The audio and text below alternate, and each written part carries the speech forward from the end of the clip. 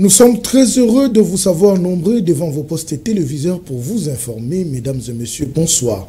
Ouvrons cette session d'information par le Forum économique mondial de Davos. Le chef de l'État, Félix-Antoine Tshisekedi Tshilombo, a participé aux travaux du panel ce mercredi 22 janvier 2025 qui avait pour thème le dernier poumon de la Terre. Félix-Antoine Tshisekedi Tshilombo a appelé le monde à protéger le couloir vert Kivu-Kinshasa, connu sous le nom de réserve du fleuve Congo. Le détail dans cet élément. Ce mercredi, au Forum économique mondial de Davos, en Suisse, le chef de l'État a participé aux travaux du panel ayant pour thème le dernier poumon de la Terre. Dans son intervention, le président Félix Tshisekedi a annoncé la création de la plus grande réserve forestière tropicale protégée au monde, appelée le couloir vert de Kivu-Kinshasa, également connu sous le nom de réserve du fleuve Congo.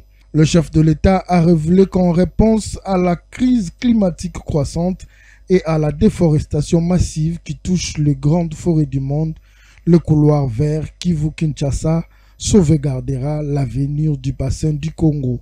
Long de 550 000 km², dont 285 000 km² de forêts primaires et 60 000 km² de tourbières intactes, le couloir va s'étendre d'est en ouest. La préservation du bassin garantira que les objectifs de l'accord de Paris restent en contact tout en jetant les bases d'un nouvel avenir pour le peuple congolais caractérisé par l'unité, la stabilité et la prospérité, a déclaré le président Félix Tshisekedi.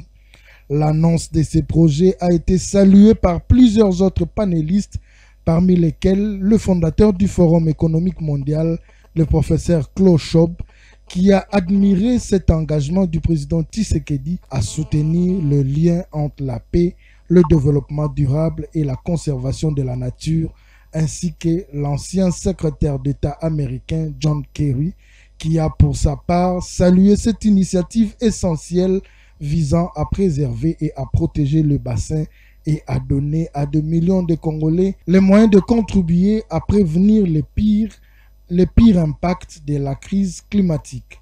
Le bassin du Congo conserve de vastes zones de forêt intactes et s'étend sur 6 pays, à savoir le Cameroun, la République centrafricaine, la République démocratique du Congo, le Congo-Brazza, la Guinée équatoriale et le Gabon.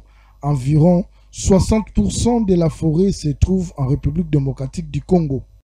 Parlons de la territoriale à présent. Les inspecteurs de la territoriale qui ont été à l'école du savoir sur la prévention et la gestion des urgences ont terminé leur formation qui a été sanctionnée par la remise des brevets.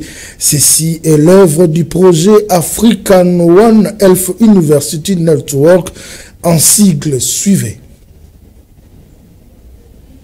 Pendant 4 jours, les inspecteurs de la territoriale, chefs d'antenne de l'inspection provinciale de Kinshasa, ont pris part à un atelier de formation sur la prévention et la gestion des urgences de santé. Sous l'appui technique et financier du projet African One Health University Network, AFOUN en sigle, le professeur Nadège Ngombe, coordonnatrice de la commission de coordination Unisanté, revient ici sur le but poursuivi de cette formation. C'est la RDC qui s'est mise en mouvement, qui est en train de renforcer les capacités des ressources humaines, quel que soit leur domaine d'expertise, pour que ces derniers puissent être à même de participer à la réponse que le pays donne chaque fois on est en face d'un événement complexe de santé ou bien un autre événement complexe comme des catastrophes naturelles.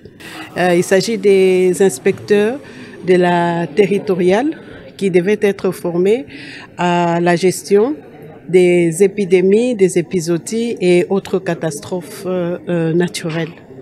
Le directeur Didier Moulolo, chef de service études et planification à l'inspection de la territoriale, présente les compétences pratiques de cet atelier. Cette formation a permis d'outiller les inspecteurs de la territoriale dans leur mission de contrôle, d'encadrement, de suivi et évaluation des autorités territoriales, mais spécifiquement en ce qui concerne la gestion et la prévention et la gestion de épidémies et des catastrophes naturelles. Ce qui est attendu, c'est en fonction même de l'objectif de cette formation, c'est de voir une amélioration substantielle auprès des autorités territoriales dans la gestion, la prévention et la gestion des urgences Unisanté à travers le leadership qu'ils doivent exercer et la coordination de différents services qui sont autour d'eux, n'est-ce pas, pour mieux prévenir et mieux gérer les urgences de santé publique. Il y en aura d'autres, ce n'est pas une première, il y a des formations qui ont été organisées depuis 2016 avec l'appui d'Afroun à travers plusieurs provinces. On l'a fait au Congo central, on l'a fait au Kwango, on l'a fait à l'Équateur et nous sommes aussi en train de voir comment mobiliser d'autres ressources pour les faire à travers toutes les provinces du pays. Pour sa part, le Dr Benito Kanzenza, country manager d'Afroun, parle de résultats attendus à la fin de la formation ainsi que les perspectives d'avenir pour le projet Afroun. Le projet Afroun, depuis 5 ans maintenant, a pris l'initiative d'élargir, toujours dans la perspective de l'approche One Health, et de renforcer ou bien de créer une plateforme multisectorielle. Il a été jugé important d'inclure dans cette démarche plusieurs parties prenantes. Et le ministère de l'Intérieur, à travers ses sous-organes, est un acteur clé dans la mise en œuvre de l'approche One Health au niveau pays. Dans la perspective, nous avions d'abord commencé avec les inspecteurs de la territoriale au niveau de la ville de Kinshasa. Et nous allons poursuivre avec, en fonction de moyens qui seront mis à notre disposition, avec les autres provinces et pourquoi pas au niveau des territoires aussi. Signalons que ces assises ont été ouvertes et clôturées par l'inspecteur général de la territoriale, Alidor Béa, en présence du professeur Eric Mafuta, directeur de l'école de santé publique de Kinshasa, sous une note de satisfaction de participants. Toujours dans le même registre, l'inspecteur général de la territoriale, M. Alidor Béa Moulumba, a clôturé l'atelier de formation des inspecteurs de la territoriale. Le chef d'antenne de l'inspection provinciale de Kinshasa a émis son point de vue. On l'écoute dans ses propos recueillis par Apollinaire Kassonga. Je tiens à remercier aussi et à féliciter surtout le modérateur et tous les facilitateurs pour avoir assuré avec compétence cette formation en prévention et gestion des violences de santé. Mais le soin va aussi très particulièrement à Avon pour son appui technique et financier combien important dans l'organisation de cette activité. Madame la coordinatrice nationale du comité de coordination Unisanté, Monsieur le directeur pays d'Afon, Madame l'inspectrice de cours de Kinshasa et de Mustapha, Mesdames et Messieurs les féliciteurs, Madame et Messieurs les chefs d'antenne, chers patients. La gestion efficace et efficiente de l'épidémie épizootique et catastrophes naturelles constitue à ce jour l'un des grands défis du monde entier, devenu presque insurmontable avec la vitesse de progrès technologique et politique. La République démocratique du Congo, nous ne pouvons pas parler du Congo parce qu'elle est de plus en plus confrontée à des épidémies et des catastrophes naturelles avec des graves conséquences économiques, sociales, sanitaires et environnementales. Nous enregistrons alors régulièrement dans des cas de naufrages, des inondations et des épidémies diverses qui appellent à une synergisation pour avoir des résultats. C'est pourquoi l'inspection de la territoriale attend à accomplir efficacement sa mission pour contribuer à l'amélioration de la gouvernance territoriale. Tout à fait autre chose à présent, la dynamique Guila Nyembo, dans sa coordination de la ville de Kinshasa, a organisé une cérémonie d'échange de vœux ce jeudi 23 janvier 2025 au centre CEPAS. Une façon pour eux de faire un rappel de troupes et de réaffirmer leur attachement au chef de l'État Félix-Antoine Tshisekedi Tshilombo en accompagnant ses actions. Dans la même cérémonie, le superviseur de la ville de Kinshasa, Doudou Albert Ilunga, a donné les axes prioritaires de la dynamique Guileniembo pour l'année 2025. Suivez ces reportages de Torres Atibou. 2025 commence avec un nouvel élan à la dynamique Guileniembo dans sa coordination de la ville de Kinshasa. Une cérémonie d'échange de vœux a été organisée ce jeudi à la salle d'Anne Becker du CEPAS où se sont réunis tous les responsables de la ville de Kinshasa. Lors de son oratoire, le superviseur provincial de la ville de Kinshasa, Doudou Albert Ilunga, a donné les objectifs assignés par la DGN dans son volet développement en cette nouvelle année, auquel chaque district sera bénéficiaire. L'entrepreneuriat, formation, financement et encadrement sera orienté vers le district du Moamba. L'agriculture sera orientée vers le district de Lukunga. L'encadrement de jeunes est prévu pour la Funa. Et enfin, la promotion des projets de développement rural pour la Tchangou. Dans son volet politique, la dynamique Guileniembo se donne l'obligation d'accompagner la vision du chef de l'État et le rendre palpable, de faire des tournées et des installations effectives de districts et communaux dès le mois de février 2025. C'est ainsi, dans cette logique, le superviseur adjoint de la ville de Kinshasa, l'honorable Venance Yengamboyo, a tenu à remobiliser les troupes afin de batailler dur pour que la DGN soit toujours comptée parmi de grandes structures de la République démocratique du Congo. Nous avons invité ou fait appel à nos militants, membres de la DGN, de travailler d'arrache-pied pour consolider d'abord ce que nous appelons, on peut appeler ça consolidons les acquis, c'est-à-dire consolidons l'image de la DGN au niveau de Kinshasa et faire en sorte que le l'écho de la dynamique Guileniembo se retentisse partout et dans tous les 4 coins de la ville-province de Kinshasa. À son tour, Doudou Albert Ilunga, superviseur de la ville de Kinshasa, a tenu à expliquer le pourquoi de la dite manifestation. C'était pour nous des moments de faire nos échanges de vœux. C'est l'année 2025 qui a commencé. On a réuni les troupes pour leur souhaiter la bonne année et aussi donner les lignes pour bien commencer l'année avec un programme qu'on a appelé PAD 4, qui est le programme des activités des districts. Nous nous sommes fixés des objectifs. Comme vous le savez, notre objectif premier, c'est à rendre palpable la vision du chef de l'État, l'accompagner sur toutes les actions qu'il mène. Au même moment aussi, nous voulons tout simplement que notre communauté se développe par rapport à la vision du chef de l'État. À la clôture de la cérémonie, la coordination de la ville de Kinshasa a remis des cadeaux à chaque représentant district et communaux, une façon pour sceller l'engagement pris. Enfin, s'en est suivi une photo de famille. Parlons du Nord Kivu dans cette brève suite à la situation sécuritaire qui prévaut aux environs de la ville de Goma causée par l'agression rwandaise sous les labels du M23 et FC, notamment à son ouverture au lac Kivu. Le gouverneur militaire a formellement interdit la migration diurne et nocturne de petites embarcations entre pirogues entre autres sur le lac Kivu entre les provinces du Nord et Sud Kivu jusqu'à nouvel ordre.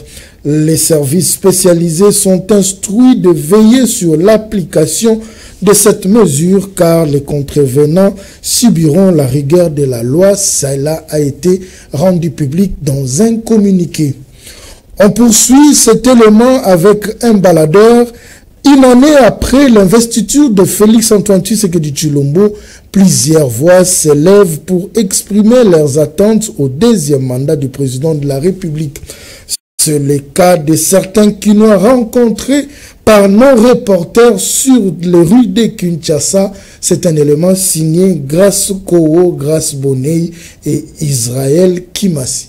Une année plus tard, les Congolais se souviennent encore de l'investiture de leur président, je cite, Félix-Antoine Tshisekedi Tshilombo. Devant toute la nation, le 20 janvier 2024, le chef de l'État congolais avait prononcé son discours en évoquant plusieurs aspects faisant l'attente des Congolais. Une année après, les réactions des Congolais vont bon train. Certains expriment leur désillusion et d'autres gardent tout de même espoir.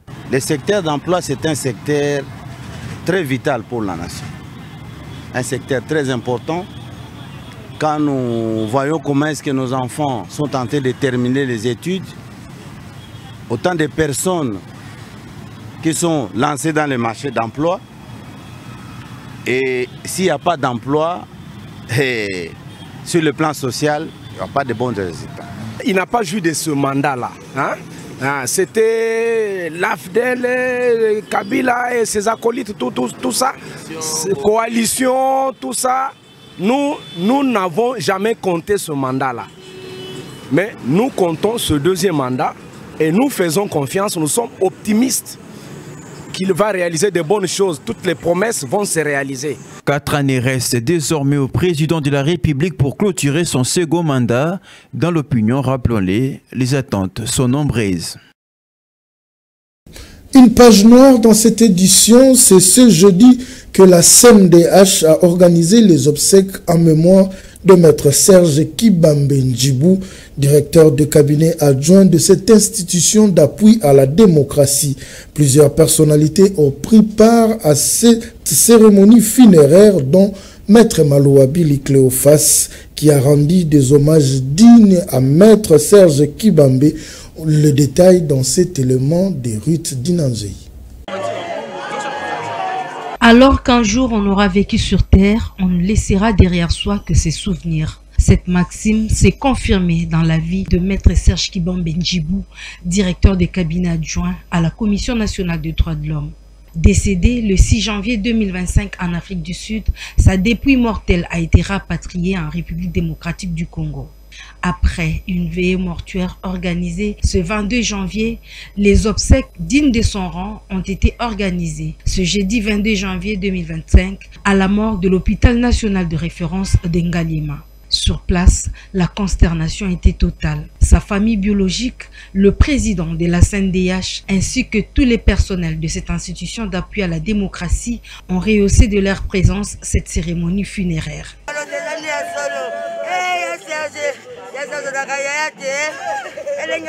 Après cette cérémonie, la dépouille mortelle de Maître Serge Kibambe Ndjibou a été conduite au siège de la CNDH. Les bureaux et les membres de la CNDH ont partagé la douleur avec la famille biologique de l'illustre disparu.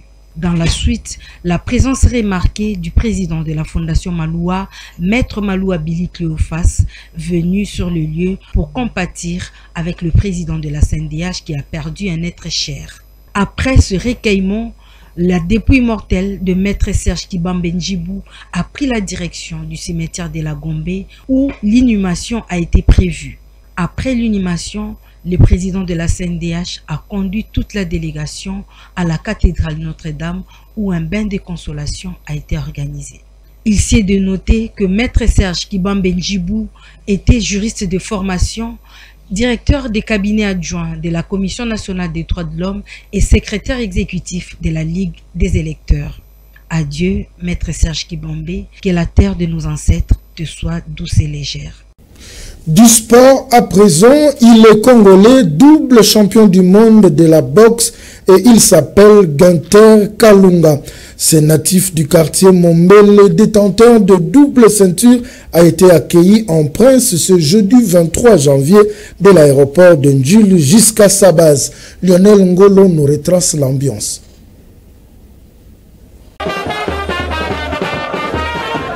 Fanfare, ballet, exaltation, nous pouvons aussi lire ce mot de bienvenue à ce digne fils du pays qui rentre à la maison après avoir accompli du bon boulot en terre japonaise, lui c'est Gunther Kalunga, double champion du monde international de la boxe.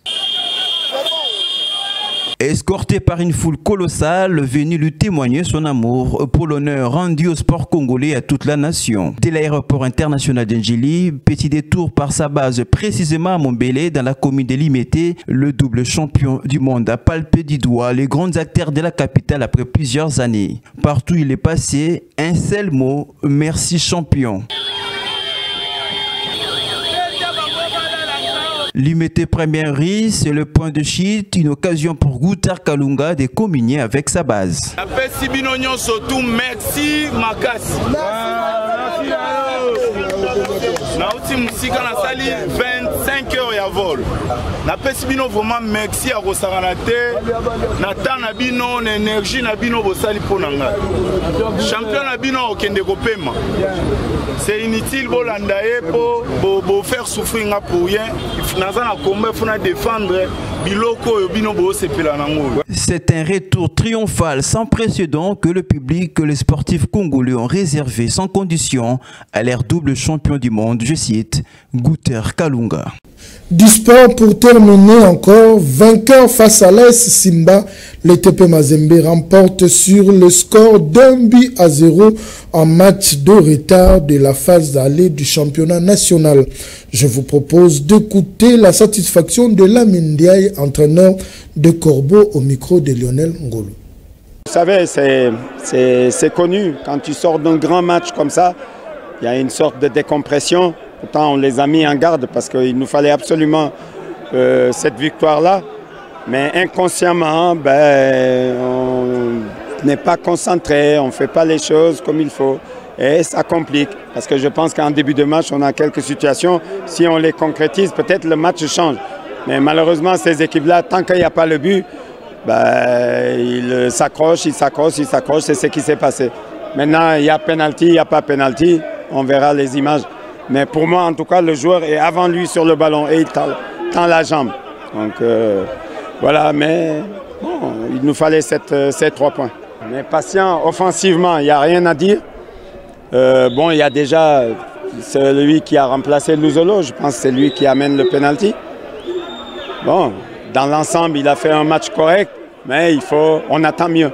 On attend mieux. Il y a qui a joué encore? Il y a Bouba qui a fait ça à la place de Kabouit.